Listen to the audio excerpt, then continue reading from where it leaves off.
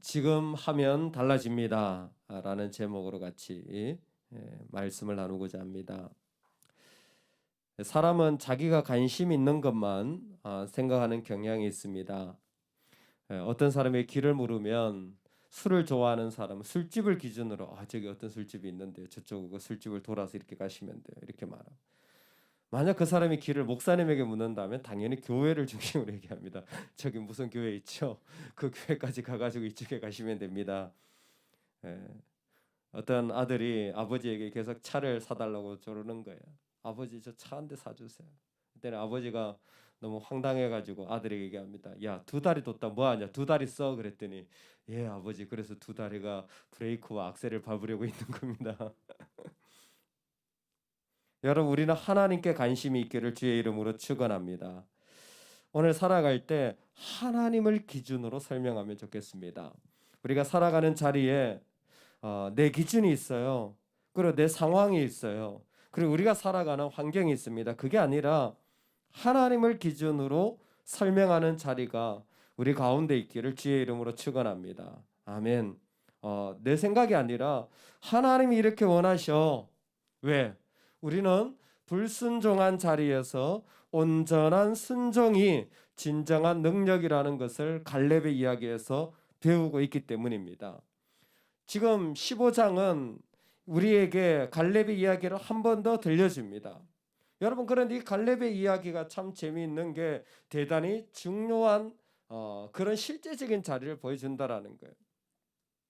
갈렙이 거기서 안악의 소생 그 세 아들 곧 세세와 아이만과 달메를 쫓아내었고 라고 되어 있죠. 뭐 별로 중요치 않아 보입니다만은 이 안악이 바로 그 헤브론의 그 주인이었던 안악 자손들을 말하는 거죠. 근데 그 안악 그 자손들에게, 그 후손들에게 세 아들이 있었는데 세세와 아이만과 달메라는 겁니다. 왜 구체적으로 이렇게 이름을 말하냐면 첫 번째 정탐을 갔을 때 이 12정탐꾼이 헤브론에서 이 사람들을 다 만났어요. 그냥 안악 자손을 만난 게 아니라 세세와 아이만과 달만을 그때 만났습니다. 민수기 13장에 보면 안악 자손 아이만과 세세와 달메가 있었더라 그랬어요. 그러니까 지금 갈렙도 45년 만에 다시 이 헤브론 땅에 가게 되지만 이 사람들 아마 아이만과 세세와 달메는 이들이 왔다 갔는지 잘 몰랐을 수도 있습니다. 그러나 이들도 45년 뒤에 다시 그 자리에 서게 된 것입니다. 처음 정탐 갔을 때 그 사람이 거기에 있었다라는 것은 무엇이냐면 지금 45년 뒤에 이 사람들이 다시 만나는 첫 번째 자리에 그들이 서게 되었다라는 것을 말해주는 것입니다. 여기에서 아마 우리가 중요한 질문 하나 할 수 있을 것 같아요. 만약 그때 순종했더라면 지금 얼마나 달라졌을까라는 거죠. 이 세세와 아이만과 달메를 보면서 야, 내가 지금 너희들 지금 정복하는, 지금 내가 45, 85세나 되어가지고 한참 시간이 지난 뒤에 지금 정복하러 왔는데 만약 내가 그때 처음 우리가 그 출애굽한 그 사람들이 말이죠, 같이 와가지고 정복했더라면 내 인생이 얼마나 달라졌을까. 아마 이런 생각이 들게 하는 그런 메아리가 울려 퍼지는 자리인 것 같아요. 왜? 그때 이 1세대 정탐꾼들이 홍해의 기적을 보고도요, 하나님의 기준으로 사는 법을 몰랐어요. 자기 눈에 보이는 기준으로만 살아가는 거예요. 참 이게 우리의 큰 딜레마입니다. 예. 어떤 한 분이 글을 썼는데, 예전에 예수전도단이라는 찬양 집회가 한참 유행할 때였는데 그렇게 청년들이 모여가지고 은혜를 받고 그렇게 난리를 치고 그렇게 하는 모습이 참 보기 좋았는데 세상에 예배를 딱 마치고 길거리에 나왔는데 그 교회 밖에요 다 무법천지가 된 거예요. 뭐 신호 지키는 놈 한 놈도 없고 오히려 빵빵거리는 차를 향해서 왜 그러냐고 지금 은혜 받고 나오는데 앞에 있는 놈 그러더라는 거예요. 뭔 얘기입니까? 우리가 은혜 받았다고 하는 것 속에 내 기준이 안 바뀌는 경우가 너무 많다라는 거예요. 내가 살아가는 삶 속에 내 기준이 하나님의 기준으로 설명하는 그 삶의 자리를 잃어버렸다. 그게 1세대에 너무 뼈아픈 자리였어요. 그런데요, 이제는 그러지 말아야 됩니다. 할렐루야. 이제는 그렇게 살지 말아야 돼. 그리고 지금이라도 그 땅에 올라가면 뭐예요? 그 땅을 정복할 수 있다라는 거예요. 지금이라도 올라간다면 달라진다라는 겁니다. 세세와 아이만과 달메가 보여주는 게 뭐냐면 헤브론을 향하여서 갈렙이 85세의 나이지만 지금이라도 하지 않았다면 아무것도 없었을 겁니다. 놀랍게도 이 15장에는 그 유다 백성들이 그곳에 있는 족속을 다 쫓아내지 못했습니다. 사실 그곳에 예루살렘 주민 여부스 족속이나 그리고 그 기타 자손들을 다 쫓아내지 못하고 그들과 함께 거주했다는 표현이 등장하게 됩니다. 이것은 그들이 그 문화 속에 살게 되고 그 가나안 사고 속에서 그 사람들을 쫓아내지 않고 종으로 노예로 쓰면 유익하기 때문이었을 것입니다. 그런데 중요한 것은 그들을 쫓아내지 않았다라는 것은 하나님을 기준으로 온전한 순종을 하지 못함으로 하나님이 그들의 손을 붙잡고 살아가는 이웃이 되어진 것이 아니라 바로 가나안의 문화와 가나안의 사고가 그들의 이웃이 되어 살아가는 삶의 자리로 걸어가게 되었다라는 것입니다. 대표적인 게 오늘 말씀에 나오는 드빌입니다. 이 드빌이라는 지역을 누가 정복하냐면 갈렙이 아니라 온니엘이 정복하죠. 온니엘이 누굽니까? 바로 갈렙의 조카이면서도 사사 중에 첫 번째 사사 아닙니까? 근데 사실 이 드빌이라는 이 땅은요, 온니엘이 정복하기 전에 요수아가 처음에 정복 전쟁을 할 때 정복했던 땅이에요. 근데 왜 다시 정복합니까? 이유는 하나예요. 요수아가 정복했는데요, 그 땅에 거주하지 않은 거예요. 정복한 땅을 거주하지 않자 비어 있으니까 누가 다시 그곳에 와 살겠습니까? 가나안 사람들이 다시 와서 또 사는 거예요.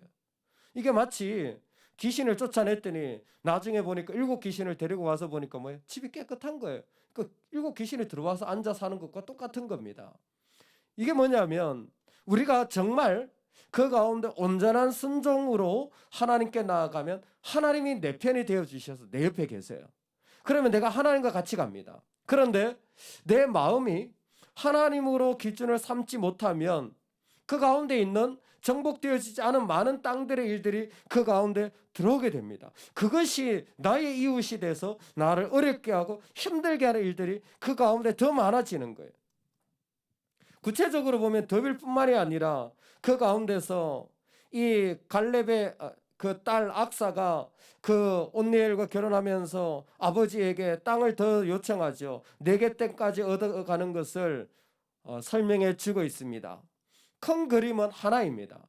하나님의 약속이 갈렙을 통해서 헤브론이 점령되어지고 온니엘을 통해서 더빌이, 그리고 심지어 이제는 그곳에 있는 이 4개까지 요청함으로 정복되어지고 있다는 하나님 약속의 성취입니다.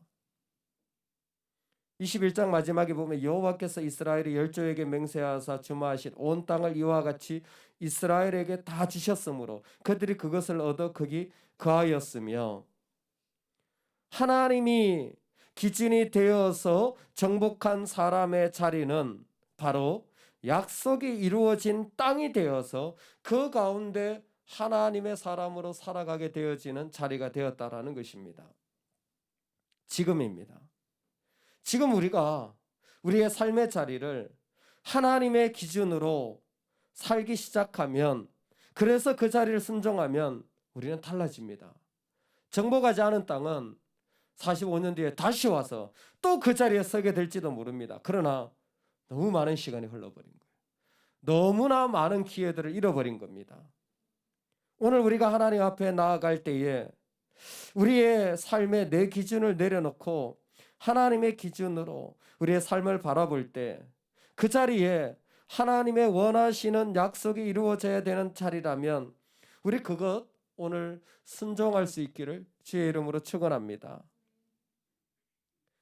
6.25 전쟁 때 그 유명했던 메가드 장군이 인천 상륙 작전을 이루어낸 것은 우리나라 역사에도 대단히 중요한 기점이었습니다. 그런데 실제로는 미국 본국에서는 메가드 장군이 이 계획을 준비했을 때 그 모든 지휘관들이 이 작전을 다 반대했다고 합니다. 어떻게 북한군이 남한 저 아래쪽까지 이미 침투를 하였는데 중간에 허리로 들어가서 어떻게 그걸 이길 수 있다는 말이냐. 그리고 무엇보다 인천 앞바다 자체가 당시로는 지금도 마찬가지지만 이 조수 간만이 커서 상륙 작전을 하기 대단히 안 좋은 장소로 갑니다. 배가 들어가서 쉽게 거기에 도착할 수 있는 그런 자리가 아니라는 거예요. 근데 나중에 결국은 대통령의 승인을 받습니다.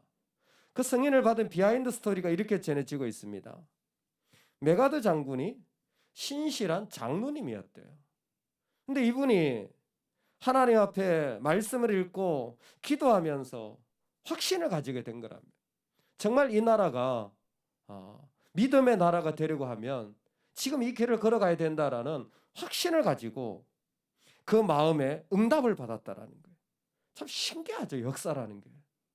이 한 분이 무릎을 꿇고 기도하면서 어떤 응답인지 구체적으로 그분 외에는 모를 겁니다.